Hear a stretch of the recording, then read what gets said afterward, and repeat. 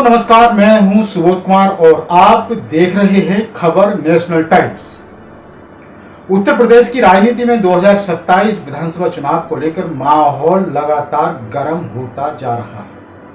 हर राजनीतिक दल अपनी रणनीति बनाने में जुटा हुआ है, लेकिन इसी बीच गाजियाबाद से ऐसी खबर सामने आई है जिसने राजनीतिक गलियारों में नई चर्चा छेड़ दी है। सवाल उठ रहे हैं कि क्या बहुजन समाज पार्टी एक बार फिर अपने पुराने जनाधार को मजबूत करने की दिशा में तेजी से आगे बढ़ रही है? क्या बसपा का संगठन जमीन पर पहले से अधिक सक्रिय हो चुका है? और सबसे बड़ा सवाल, क्या गाजियाबाद से शुरू हुई यह मुहिम आने वाले समय में पश्चिमी उत्तर प्रदेश की राजनीति का समीकरण बदल सकती है?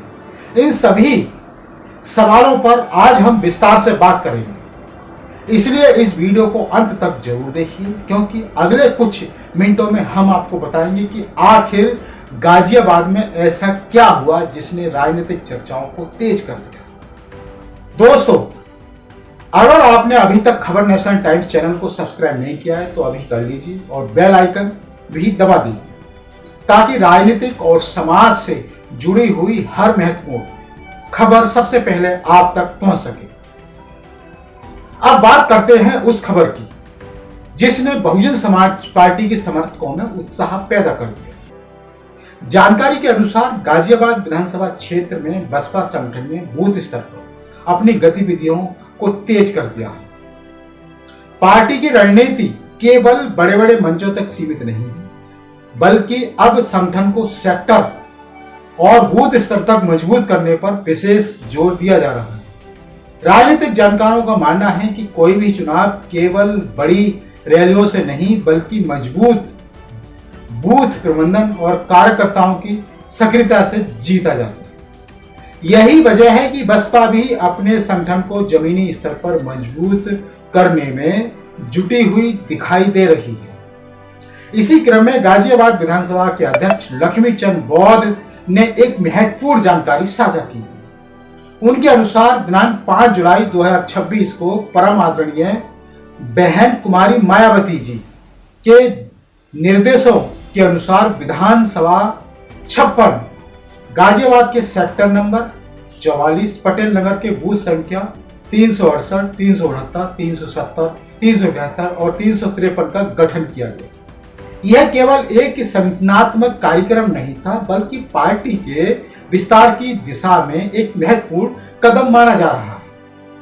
सबसे अधिक चर्चा जिस बात की हो रही है वह यह है कि इस कार्यक्रम के दौरान मुस्लिम समाज के कई लोगों ने बहुजन समाज पार्टी की सदस्यता ग्रहण की।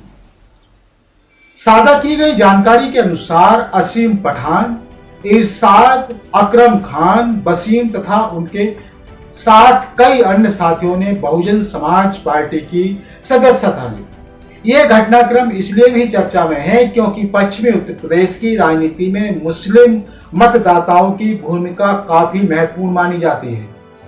यदि किसी क्षेत्र में किसी भी दल के साथ नए सामाजिक समूह जुड़ते हैं तो स्वाभाविक रूप से उस पर राजनीतिक विश्लेषण शुरू हो जाता है।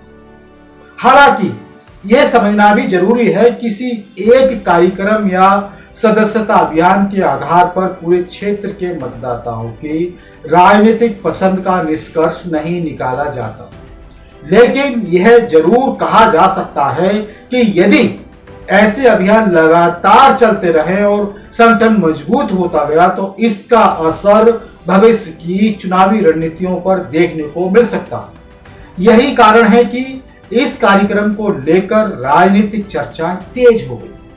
इस कार्यक्रम में विधानसभा प्रभारी पंकज शर्मा, भाईचारा समिति के जिला संयोजक विनोद करदम, विधानसभा प्रभारी प्रदीप एडवोकेट, भाईचारा संयोजक सोनू आनंद, पूर्व कोऑर्डिनेटर एवं वरिष्ठ बसपा नेता एडवोकेट गंगाशरण बबलू, सुरेंद्र सिंह, प्रमोद गुप्ता, बिमलेश बौद्ध, राजेश्वरी, मनीषा एडवोकेट, आकाश कुमार, मंगू सिंह, जितेंद्र कुमार सहित अनेक सेक्टर बूथ और स्थानीय कार्यकर्ता मौजूद रहे। बड़ी संख्या में कार्यकर्ताओं की उपस्थिति ने यह संदेश देने की कोशिश की कि संगठन को जमीनी स्तर पर सक्रिय बनाया जा रहा है। दोस्तों, राजनीति में संगठन सबसे बड़ी ताकत माना जाता है। चुनाव केवल नारों से नहीं जीते जाते, बल्कि बूथ स्तर पर मजबूत टीम, समर्पित कार्यकर्ता और लगातार जनता के बीच रहने वाली राजनीति ही चुनावी परिणामों को प्रभावित करती है।